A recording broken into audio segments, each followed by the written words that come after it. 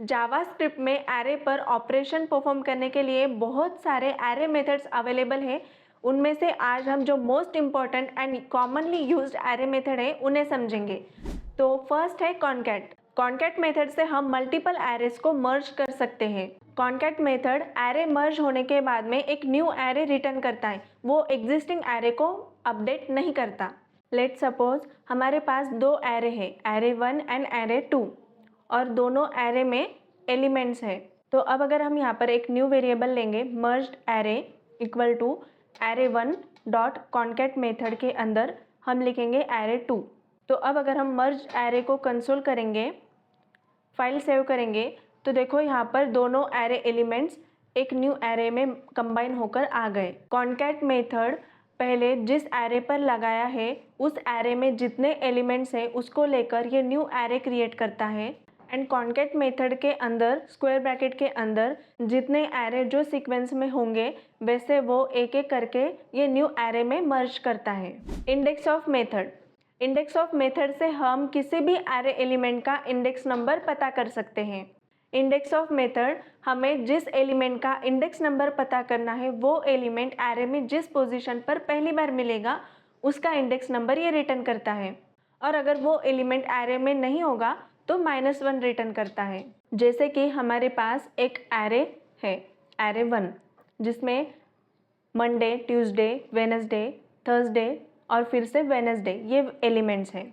और अब हम यहाँ पर एक न्यू वेरिएबल लेंगे let index equal to array 1 dot index of Wednesday. हमें वेडनेसडे वैल्यू का इंडेक्स नंबर पता करना है, इसलिए हमने इंडेक्स ऑफ मेथड के अंदर वेडनेसडे लिखा है।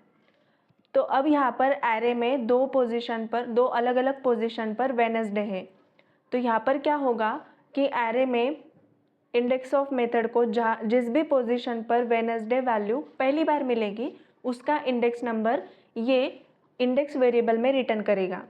तो अब हम यहाँ पर इंडेक्स वेरिएबल को कंसोल करेंगे, फाइल को सेव करेंगे, तो देखो यहाँ पर इंडेक्स 2 प्रिंट हुआ क्योंकि फर्स्ट टाइम उसको पहली बार वेडनेसडे वैल्यू सेकेंड पोजीशन पर मिली। तो अब अगर हम यहाँ पर इंडेक्स ऑफ फ्राइडे लिखेंगे तो देखो -1 प्रिंट हुआ क्योंकि फ्राइडे वैल्यू एरे में प्रेजेंट ही नहीं है, तो इसलिए उसने -1 रिटर्न किया।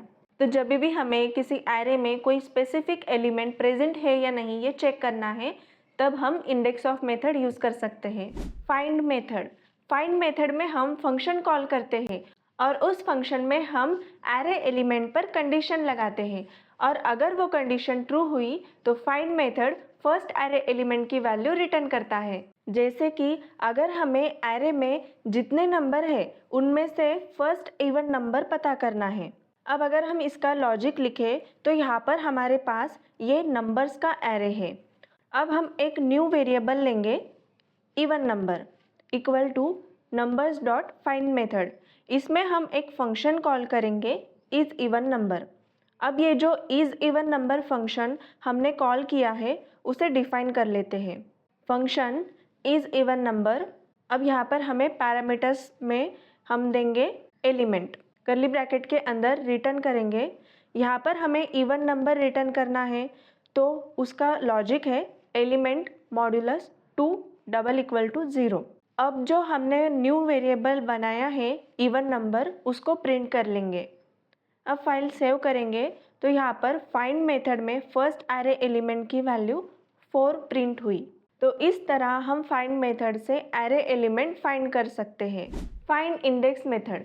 फाइंड इंडेक्स मेथड ये फाइंड मेथड के जैसा ही होता है, सिर्फ इसमें फर्स्ट एरे एलिमेंट की जगह उसका इंडेक्स नंबर रिटर्न करता है।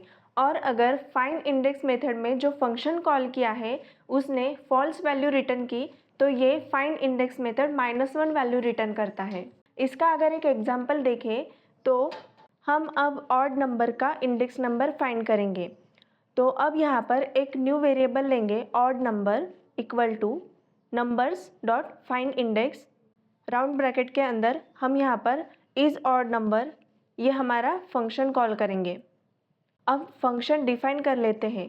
Function is odd number, round bracket के अंदर पैरामीटर लेंगे एलिमेंट। अब यहाँ पर रिटर्न करेंगे element modulus not equal to 0। अब न्यू वेरिएबल को प्रिंट करेंगे, फाइल को सेव करेंगे, तो यहाँ पर इंडेक्स नंबर 2 प्रिंट हुआ।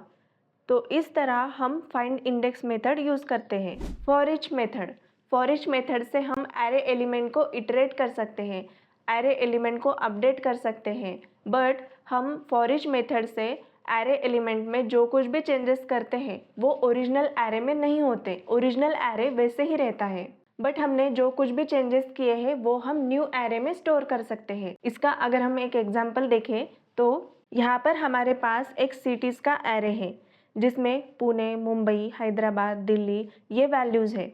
हमें इन सभी एलिमेंट को अपर केस में कन्वर्ट करना है।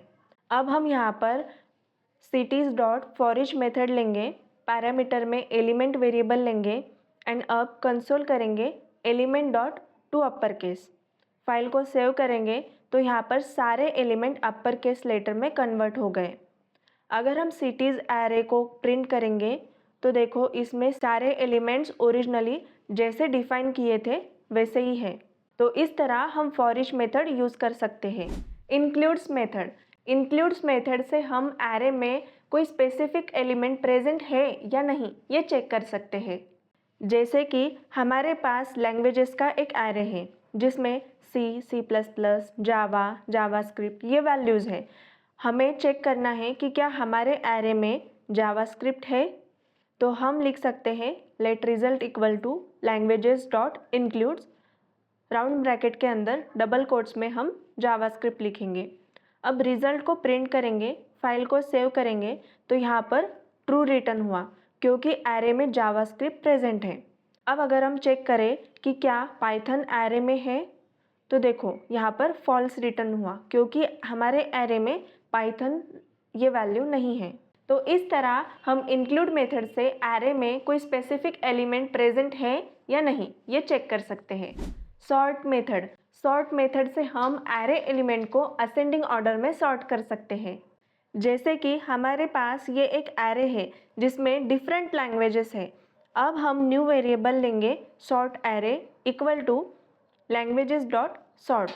अब हम सॉर्ट एरे को प्रिंट करेंगे, फाइल को सेव करेंगे तो यहाँ पर सारे लैंग्वेजेस असेंडिंग ऑर्डर में प्रिंट हो गए। स्लाइस मेथड, अगर हमें एरे में से स्पेसिफिक पार्ट्स ही चाहिए, जैसे कि हमें फर्स्ट इंडेक्स से थर्ड इंडेक्स तक के ही एलिमेंट्स चाहिए, तो हम यहाँ पर स्लाइस मेथड यूज़ कर सकते हैं। वो कैसे, तो देखो let new array equal to languages dot slice, round bracket के अंदर 1,4। अब यहाँ पर स्लाइस मेथड में हम start index and end index दे सकते हैं। यहाँ पर हमने स्टार्ट इंडेक्स 1 दिया है एंड एंड इंडेक्स 4 दिया है। अब न्यू एरे को प्रिंट करेंगे तो यहाँ पर फर्स्ट इंडेक्स पर पाइथन था तो पाइथन से C++ तक न्यू एरे में एलिमेंट आ गए। यहाँ पर हम जब एंड इंडेक्स देते हैं, जैसे कि हमने यहाँ पर 4 दिया है, तो ये थर्ड इंडेक्स तक का ही एलिमेंट लेगा। तो इस तरह हम स्लाइस मेथड यूज़ करते हैं।